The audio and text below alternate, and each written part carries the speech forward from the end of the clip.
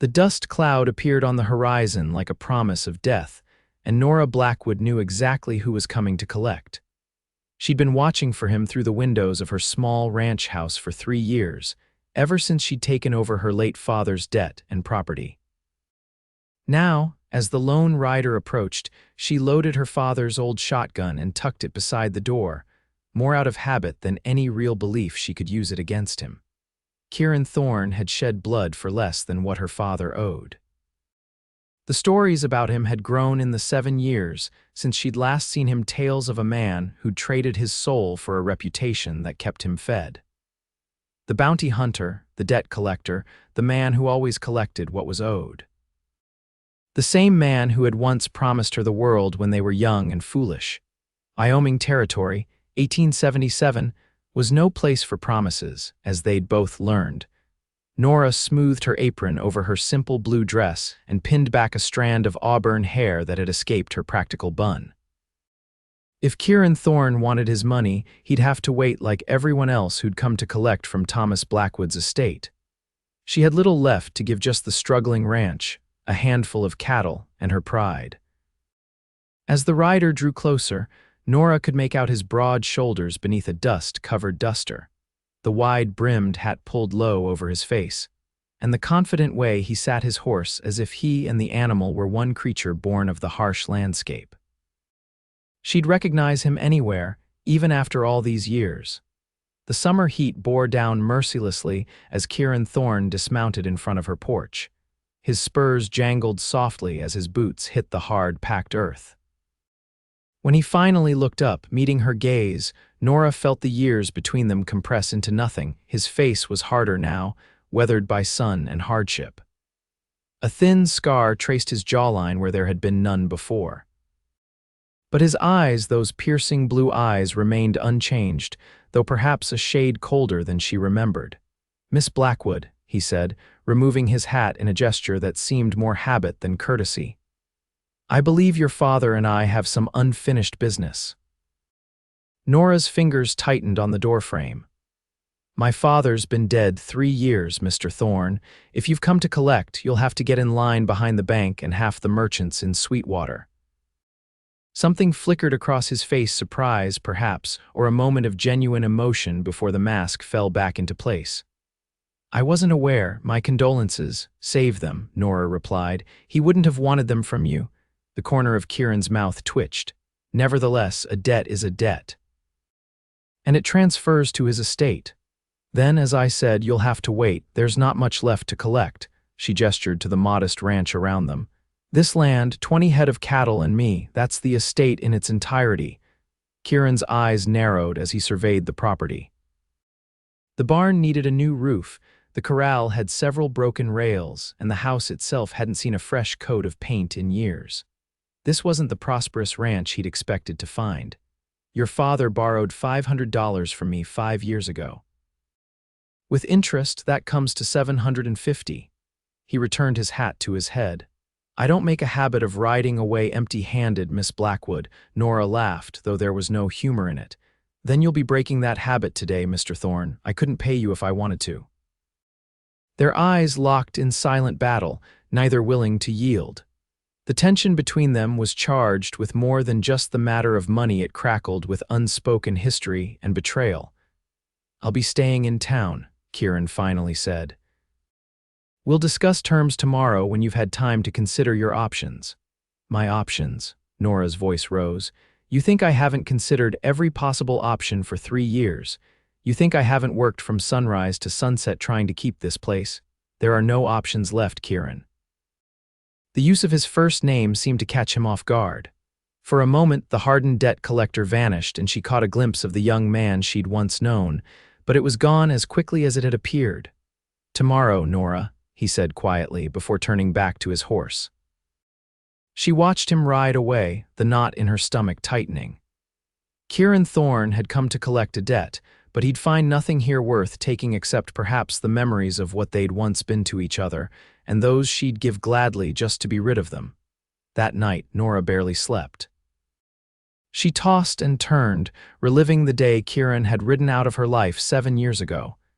They'd been so young, she just 18, he 20. They'd planned to marry, to build a life together away from her father's disapproving glare. But then Kieran had disappeared, leaving nothing but a hastily written note about seeking his fortune. No promises to return, no declarations of enduring love, just gone. And now he was back, not as a lover but as a creditor. Morning came too quickly. Nora dressed in her work clothes, a simple shirt and skirt that allowed her to move freely around the ranch. She had cattle to feed, eggs to collect, and repairs to make whether Kieran Thorne was back in her life or not. She was in the barn, forking hay to the horses, when she heard approaching hoofbeats. Setting the pitchfork aside, she brushed straw from her skirt and stepped into the sunlight. But it wasn't Kieran who approached, it was Sheriff Wade Miller from Sweetwater. "Morning, Nora," the sheriff called, tipping his hat as he dismounted. Wade was a good man, one of the few who had treated her fairly after her father's death. "Sheriff," she acknowledged with a nod. "What brings you out this way? Heard you had a visitor yesterday." Wade's expression was concerned. "Kieran Thorne's reputation precedes him. Thought I should check that everything's all right," Nora sighed. "Nothing's all right, but I'm handling it."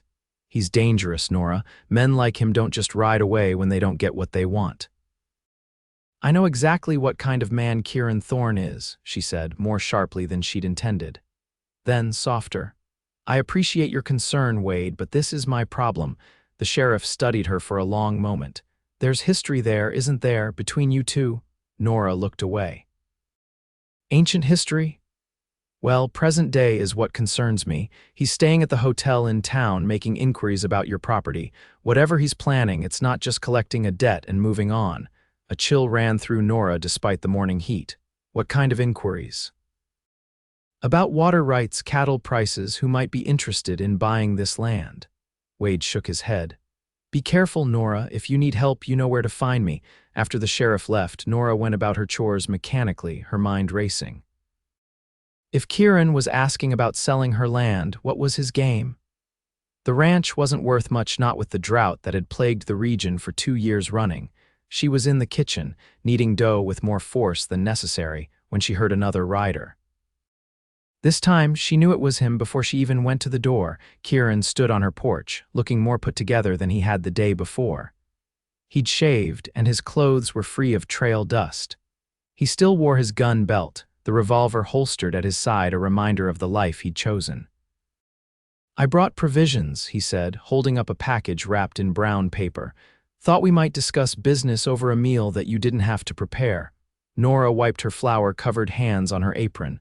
"I don't need your charity. It's not charity, it's courtesy." He met her gaze steadily. "And perhaps a peace offering." After a moment's hesitation, Nora stepped aside to let him enter. The small house felt even smaller with Kieran's presence filling it. She was acutely aware of him as he moved to the table and unwrapped his package, revealing bread, cheese, and dried meat. "Sheriff Miller paid me a visit this morning," she said, watching his reaction. "Says you're asking a lot of questions in town." Kieran didn't look surprised. "Miller's a good lawman, doing his job." "And what exactly is your job these days, Kieran? Debt collector, bounty hunter? Or something else entirely?" He arranged the food on the table, seemingly unbothered by her tone. "I do what's necessary. Your father took my money and promised repayment. I've come to collect, same as I would from anyone else." "And if I can't pay?" Kieran finally looked up at her. "Then we find another arrangement." Nora crossed her arms. "I already told you what I have. This land, some cattle, and myself, none of which are worth $750. That's where you're wrong." He pulled a folded document from his jacket. "According to the land office, this property sits on what could be the most direct route for the new railway spur they're planning."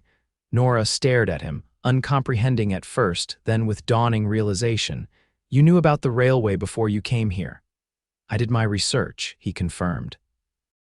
"Your father's debt was just one of many I've been tasked with collecting, but when I saw your name on the papers..." He paused. "Let's just say it became a priority."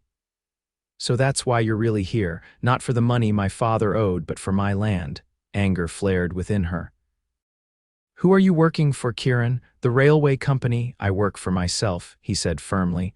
"But yes, I knew the land had potential value. What I didn't know was that you were struggling to keep it." His eyes softened slightly. or that Thomas was dead. Nora turned away, unwilling to let him see how his words affected her. So what's your proposal? That I sell my family's land to pay my father's debt? The railway will need this land eventually, Nora. They'll offer you something for it, but not what it's worth. Not once they know you're desperate. He stepped closer to her.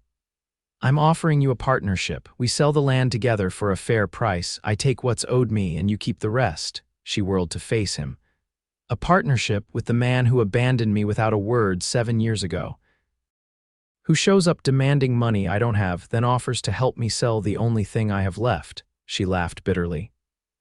I'd rather lose everything than be indebted to you, Kieran Thorne. His jaw tightened. You're being stubborn. This isn't about our past, it's business. It's never been just business between us, Nora said quietly, and you know it.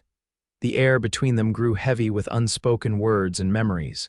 Finally, Kieran stepped back, his expression closing off. Think about my offer. It's the best one you're going to get. I already have an offer, she lied. From Wade Miller. Something dangerous flashed in Kieran's eyes. The sheriff, he doesn't have that kind of money.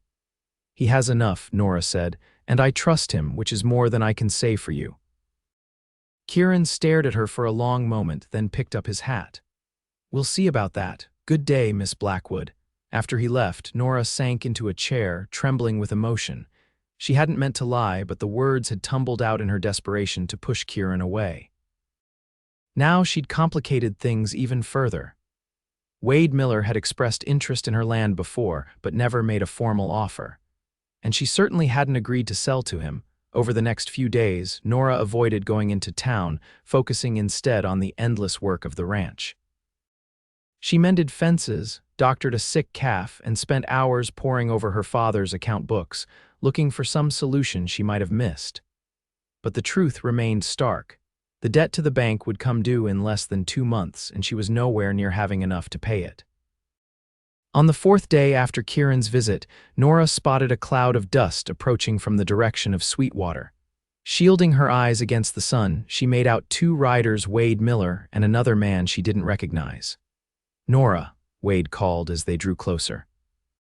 Hope we're not interrupting your day. Not at all, she replied, setting aside the hammer she'd been using to repair the porch step. What brings you out here again so soon? Wade dismounted, followed by his companion, a well-dressed man with spectacles and a city-bred look about him. This is Mr. Franklin from the Western Pacific Railway Company. He'd like to discuss a business proposition with you.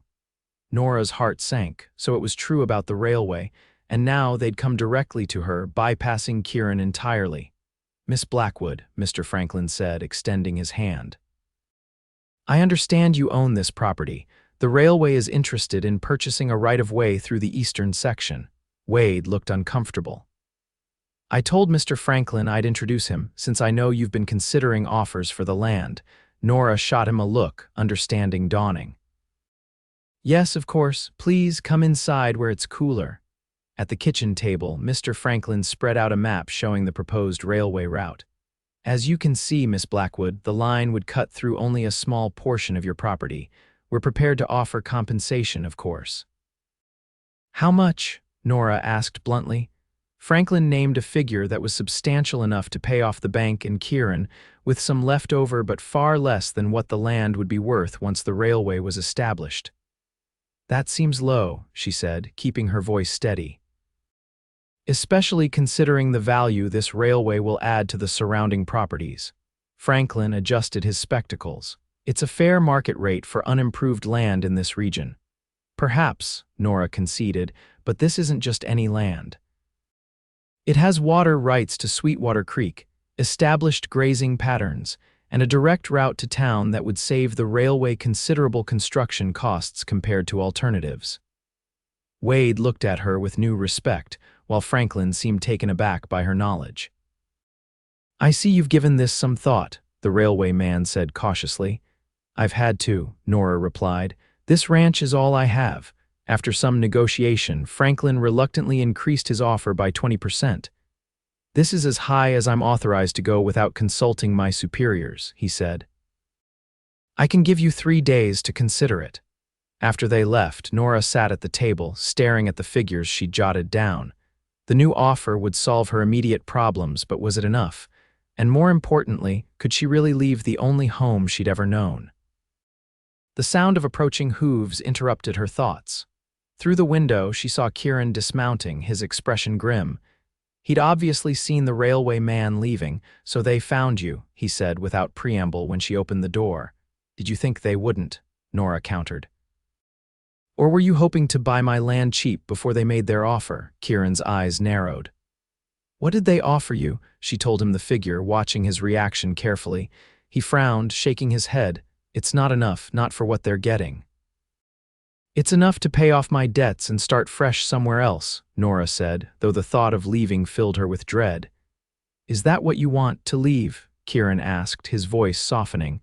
This land has been in your family for generations. Nora looked away. What I want doesn't matter, it never has. It matters to me. The quiet intensity in his voice drew her eyes back to him. It always did, Nora. You have a strange way of showing it, she said, but there was less bite in her words than before. Kieran stepped closer. I can help you get a better deal, one that lets you keep most of the land and still pay off your debts. Why would you do that? What's in it for you? I still get my money, he said with a half smile, and maybe a chance to make things right between us. Nora studied him, searching for deception but finding only sincerity in his gaze. I don't need your help, Kieran. Maybe not, he conceded. But will you accept it anyway? Their eyes held for a long moment. Finally, Nora nodded. Tell me your plan. The next morning, Nora rode into Sweetwater with Kieran at her side. The small town was busier than usual, with the news of the railway bringing in speculators and businessmen hoping to capitalize on the coming boom. At the land office, they met with Franklin and another railway representative, along with a lawyer Kieran had somehow procured overnight. The negotiation was tense, with Kieran and the lawyer pointing out the strategic advantages of Nora's land and the higher prices the railway had paid for similar properties in neighboring territories. By noon, they had a new offer nearly double the original, with rights for Nora to retain most of her land, except for the corridor needed for the tracks and a small station. It was more than she had hoped for, enough to clear all debts and invest in improving what remained of the ranch. As they left the land office, Nora felt a weight lifting from her shoulders. How did you know they would agree to those terms? She asked Kieran as they walked toward the hotel where he was staying. I didn't, he admitted. But I knew they were in a hurry to secure the route and that they'd been paying more elsewhere. The rest was just negotiation. Nora stopped in the middle of the boardwalk, forcing him to stop as well. Why did you really come back, Kieran? Was it just for the money? He looked at her for a long moment, his eyes unreadable. I came for what was owed to me, but staying, he paused. Staying is about something else entirely. Before she could ask what he meant, a commotion erupted from the saloon across the street. A man burst through the batwing doors, shouting and waving a pistol wildly. Behind him, several others spilled out, including Wade Miller, who was trying to calm the situation. You cheating bastard! The armed man was yelling at another who had emerged from the saloon. I'll kill you for this. Without warning, the man fired his weapon. The shot went wide, but the crowded street erupted in panic. People dove for cover or ran for safety. Kieran reacted instantly, pushing Nora behind a water trough and drawing his own weapon. Stay down, he ordered, before moving toward the disturbance. Nora watched in horror as the situation escalated. The drunken man fired again, this time hitting a post near where Sheriff Miller stood. Wade drew his own gun, shouting for the man to drop his weapon. In the chaos that followed, Nora lost sight of Kieran. There were more shots, screams, and then an eerie silence fell over the street. When she dared to look again, she saw Wade Miller kneeling beside a fallen figure while another man was being restrained. Her heart froze when she recognized the duster of the man on the ground. Kieran. She cried, rushing forward despite the danger. He was lying on his back, a dark stain spreading across his shirt just below his right shoulder. His face was pale, but his eyes were open, finding hers as she knelt beside him. Not how I planned to impress you, he said through gritted teeth. Don't talk, Nora commanded, pressing her hands against the wound to stem the bleeding. Someone get the doctor. Wade looked up at her. Already sent for him, Thorne here played the hero, tried to disarm Wilson before he could shoot anyone else. Kieran winced as Nora applied more pressure. "Did I get him?" "You did," Wade confirmed. "He's nursing a bullet in his arm, but he'll live to face charges." Within minutes, Doc Harrison arrived and instructed several men to carry Kieran to his office. Nora followed, her hands and dress stained with Kieran's blood, her mind filled with terrible possibilities. The doctor's examination revealed that the bullet had passed through Kieran's shoulder without hitting any major arteries or bones, a lucky break, as Doc Harrison put it. After cleaning and bandaging the wound, he administered laudanum for the pain. "He needs rest," the doctor told Nora, "and someone to watch him for fever. He can stay here tonight, but after that—" "I'll take him to the ranch," Nora said without hesitation. "I can care for him there." Doc Harrison raised an eyebrow but didn't comment on her sudden change of heart toward the man she'd previously described as a bothersome creditor. "As you wish. Come back tomorrow and we'll see how he's doing." That night, Nora stayed at the hotel in Sweetwater, unable to return home while Kieran lay wounded. She sat by his bedside in the doctor's back room, watching the rise and fall of his chest, remembering another time when they'd been close, when his presence had meant safety rather than complication. Kieran stirred in the early hours of the morning, his eyes finding hers in the dim light of the oil lamp. "You're still here," he murmured. "Where else would I be?" she replied softly. "Running as far from me as possible," he suggested, a weak smile touching his lips. "That would be the sensible thing to do." Nora reached for the cup of water beside the bed, helping him drink. "When have I ever been sensible where you're concerned?" His hand caught hers as she withdrew, his grip surprisingly strong for a wounded man. "I never meant to hurt you, Nora." 7 years ago, don't," she interrupted. "Not now, you need to rest." "I need you to know," he insisted. "I left because your father gave me an ultimatum, said he'd disinherit you if I stayed, that he'd make sure you had nothing." Nora stared at him, disbelieving. "My father wouldn't." "He would and did," Kieran said grimly. "He showed me the new will he'd drawn up. Everything would go to your cousin in Denver. You'd be penniless." "So you left to protect me?" Nora shook her head. "You should have told me. Would you have let me go if I had?" The truth of his words silenced her. No, she wouldn't have. She would have chosen Kieran over her inheritance without hesitation and perhaps regretted it later when reality set in. "I made my own way," she said finally. "Even after he died and left the debts, I would have survived." "I know that now." His eyes held hers. "You're stronger than either of us gave you credit for." The next day, Doc Harrison declared Kieran well enough to be moved. Wade Miller offered his wagon to transport the wounded man to Nora's ranch, an arrangement that raised eyebrows throughout town. By nightfall, Kieran was installed in Nora's spare room, feverish but stable. For the next week, Nora divided her time between caring for Kieran and tending to the ranch. She changed his bandages, coaxed him to eat, and sat with him through the worst of the fever that set in 2 days after the shooting. When he was lucid, they talked carefully at first, then with increasing openness about the years they'd spent apart. Kieran told her of his journeys through the territories, of the odd jobs and dangerous work he'd taken to survive. How he'd eventually found a talent for tracking down people and debts that others had given up on. How he'd thought of her every day but convinced himself she was better off without him. In turn, Nora shared the struggles of the ranch after her father's death, the loneliness of her existence, and her determination to make it on her own. She spoke of the suitors who had come calling, including Wade Miller, and how she'd turned them all away, unable to open her heart again. As Kieran recovered his strength, he began to help around the ranch in small ways, offering advice on cattle breeding, suggesting repairs that would save money in the long run, even reviewing the contract with the railway company to ensure Nora wasn't being cheated. One evening, as they sat on the porch watching the sunset paint the horizon in shades of gold and crimson, Kieran finally broached the subject they'd been circling for days. "When the railway money comes through, I'll take what's owed and be on my way," he said, his voice carefully neutral. "Unless you have a reason for me to stay." Nora looked at him, at the man who had both broken and saved her in so many ways. "Is that what you want, to leave again?" "What I want," Kieran said slowly, "is what I've always wanted, a life with you, but I won't stay where I'm not wanted, Nora." "Not again."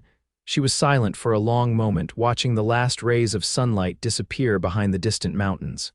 "When you left," she finally said, "you took a part of me with you, a part I never got back." Kieran reached for her hand. "I still have it. Just as you've always had a piece of me. And if I asked you to stay," Nora turned to face him fully. "What then?" "Then I'd stay," he said simply, "for as long as you wanted me. Even if that's forever." His answer was to pull her gently into his arms, mindful of his healing shoulder. When his lips met hers, it was like coming home after a long journey, familiar yet new, comfortable yet thrilling. The railway payment arrived 2 weeks later, delivered by Mr. Franklin himself, who seemed disappointed to find Nora and Kieran working together to mend the corral fence. With the money, Nora paid off the bank loan and settled accounts with the merchants in town.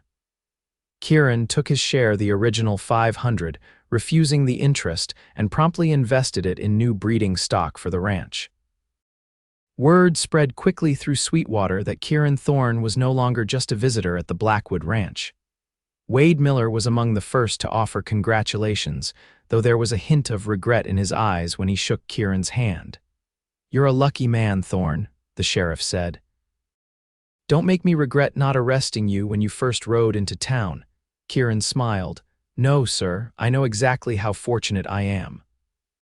As autumn approached, bringing cooler temperatures and the promise of change, Kieran and Nora stood together on the rise overlooking the eastern section of the ranch, where the railway crews had begun their work.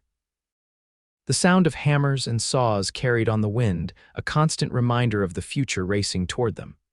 "Do you ever regret it?" Kieran asked, his arm around her waist. "Selling part of your land," Nora leaned into him. "No, land is just land. It's what we build on it that matters." He turned her to face him, his expression serious. "I want to build a life with you, Nora, a real life, not just an arrangement or a partnership." From his pocket, he withdrew a small velvet box. "I should have done this 7 years ago, and every day since I've regretted that I didn't." Inside the box was a ring, a simple gold band set with a small diamond. Nothing extravagant, but more beautiful to Nora than any fancy jewel could have been. "I don't have much to offer except myself," Kieran said, "and a promise that I'll never leave again, not for any reason."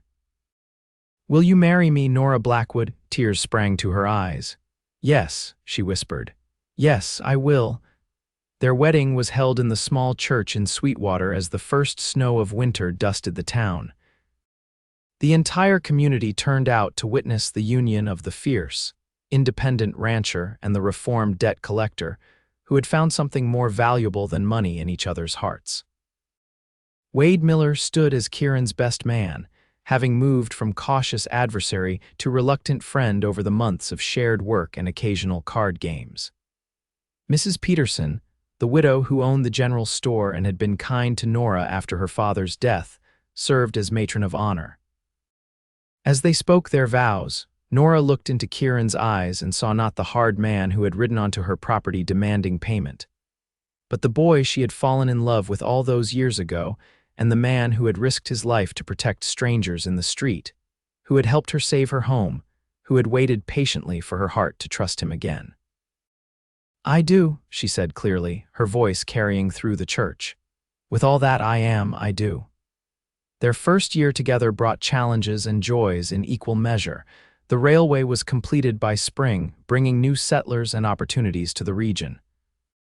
The small station built on what had once been Blackwood land became a hub of activity, and Nora and Kieran found themselves well positioned to benefit from the changes. They expanded the ranch, adding sheep to their cattle operation, a controversial decision that raised eyebrows among traditional cattlemen, but proved profitable as the demand for wool increased. Kieran's knowledge of markets and trade, gained during his years of travel, complemented Nora's practical understanding of the land. In the summer, they added a new room to the house, working side by side under the scorching sun. And when autumn came again, Nora shared the news that their family would be growing by spring. Their daughter, Catherine, was born on a mild April morning in 1879, with Doc Harrison declaring her the healthiest baby he'd delivered that year. She had Nora's auburn hair and Kieran's blue eyes, a perfect blend of them both. As Kieran held his daughter for the first time, he looked at Nora with wonder. "I came here to collect a debt," he said softly, "and instead found the greatest treasure of my life." Nora smiled, tired but radiant. "Some debts can never be repaid, and some gifts are given freely with no expectation of return." "I'll spend my life trying anyway," he promised, bending to kiss her forehead. The years that followed saw the Blackwood Thorne Ranch prosper beyond their expectations. They added more land, built a larger house, and welcomed a son, Thomas, named after Nora's father, but with a gentleness that his namesake had lacked. Catherine grew into a confident young woman with her mother's spirit and her father's head for business. On their 10th anniversary, Kieran surprised Nora with a trip to San Francisco, a city neither had visited before. They stayed in a grand hotel, attended the theater, and walked along the bay, marveling at the ships and the lives so different from their own. On their last night in the city, as they stood on their hotel balcony watching the lights reflect on the water, Kieran pulled Nora close. "Any regrets?" he asked, echoing the question he'd posed years before by the railway construction. Nora turned in his arms, studying the face she knew better than her own, the lines etched by sun and laughter, the scar along his jaw, the warmth in his eyes that had never dimmed. "Not one," she said. "Every step, every struggle brought us here together, even the years apart." "Even those," she affirmed, "they taught us what we truly valued." Kieran smiled, the expression transforming his face into that of the young man she'd first loved. "And what do you value most, Mrs. Thorne?" "This," she said simply, gesturing to encompass them both. "Us, the life we've built. The family we've created." When they returned to Wyoming, it was to news that the territory would soon achieve statehood, another change in a region that had seen so many. Their children were growing, the ranch was thriving, and the future stretched before them full of promise. 20 years after Kieran had ridden onto her land to collect a debt, Nora stood with him on the porch of their home, watching their grandchildren play in the yard. Catherine had married the son of a neighboring rancher, while Thomas was courting the schoolteacher's daughter. "Did you ever imagine this?" Nora asked, leaning against her husband's solid presence. "When you rode in that day, did you see any of this coming?" Kieran chuckled, the sound rumbling through his chest. "I expected to collect my money and move on, maybe have to get tough with your father." He shook his head. "The last thing I expected was to find you, and yet here we are," Nora mused. "I was so angry with you then, so hurt still after all those years." "You had every right to be," Kieran acknowledged. "I should have told you the truth about your father's ultimatum. Should have trusted you to make your own choice." "We both made mistakes," Nora said, "but we found our way back to each other. That's what matters." As the sun set on another day, casting long shadows across the land they had nurtured together, Kieran took Nora's hand in his, a gesture repeated countless times over their years together, yet never losing its significance. "I came to collect a debt," he said softly, "and found the woman who had once given me her heart for free. It's a debt I can never repay, but I'll spend the rest of my days trying." Nora smiled, the years falling away as she looked into the eyes of the man she had loved for most of her life. "Some gifts," she reminded him, "are given without expectation of return." But as she leaned into his embrace, watching their legacy play out before them in the laughter of their grandchildren and the prosperity of their land, she knew that what she had given freely had been returned 100-fold in love and family, in a life built together from the broken pieces of their past. And in the end, that was all either of them had ever truly wanted. Years later, when their grandchildren would ask how they met, Kieran and Nora would exchange a look that held decades of shared memories before one of them would begin the tale not of a debt collector and a struggling rancher, but of two young people who found their way back to each other, despite all odds, who built something enduring from what could have been merely a business transaction. It was a story of the wild Wyoming frontier, of railway expansion and cattle drives, of hard winters and summer droughts. But at its heart, it was simply a love story, one that had begun with two young hearts, been interrupted by circumstance and pride, and finally fulfilled when a cowboy rode in to collect a debt and found something far more valuable waiting for him. And in that story, told and retold across generations, the true legacy of Kieran and Nora Thorne lived on not in land or wealth or even their descendants, but in the enduring power of a love freely given and, at long last, fully returned.